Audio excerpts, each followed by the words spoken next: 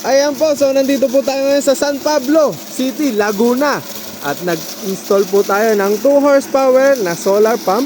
So ayan po yung mga ginawa po natin. At ayun yung panel.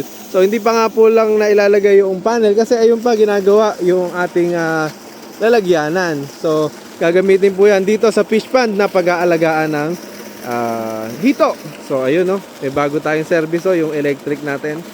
So dito makikita po natin 2 horsepower po yan na distress. Yun nga lang hindi po masyadong maganda yung balong. Kaya po ni-reduce po namin sa 1.5 yata ito o 1 and 1/4. Pero nakita nyo naman kung ano yung existing na pump nila na ginamit gamit ang gasolina.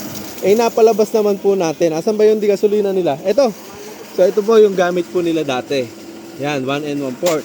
So kung ano yung existing, sige, kung ano yung existing, yun po yung labas po natin. Yun, lakas ng tulo.